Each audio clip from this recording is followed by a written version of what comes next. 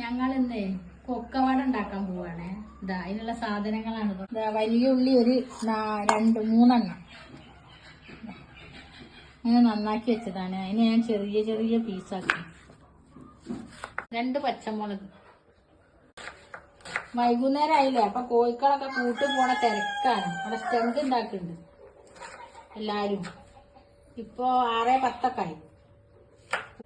ഇത് ചെറിയ പീസാക്കിയിട്ട് അതിലേക്ക് അരിഞ്ഞിടുകയാണ്. ഇഞ്ചിയാണ്, പിന്നെ പകുതി മതി.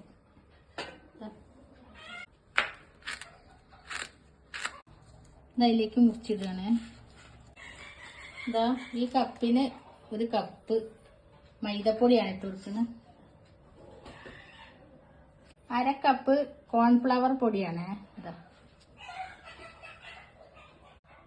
ഉപ്പിട്ട് കൊടുക്കുകയാണ് ഒരു കളറിന് വേണ്ടിയിട്ട്. മിക്സിങ് ഇങ്ങനെ കുഴയ്ക്കാൻ പോവാണ്. ഇതാ അധികം വെള്ളം ആവാനൊന്നും പറ്റൂല, കുറച്ച് വെള്ളം ആയിക്കോളും.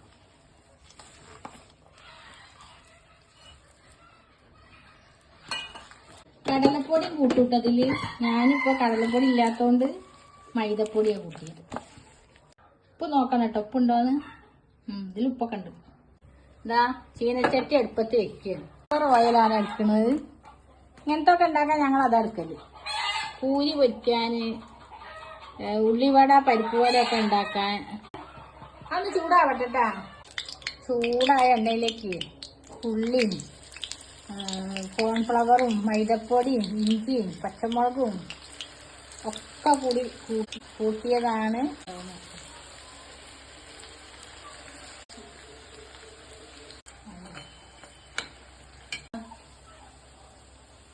റെഡി ആയിട്ടുണ്ട്. പ്ലേറ്റിലേക്ക് ഇട്ട് കൊടുക്കാണ്.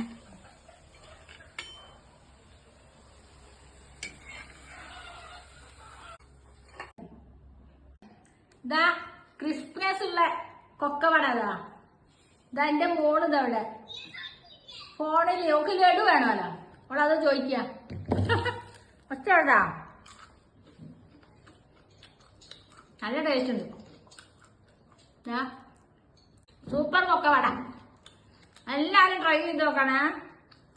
വീഡിയോ ഇഷ്ടമായ ലൈക്ക് ചെയ്യുക, സബ്സ്ക്രൈബ് ചെയ്യുക, കൂട്ടുകാരിലേക്ക് എത്തിക്കുക. പറയുക ഈ എന്താ പറയേ പറയേ. ബൈ.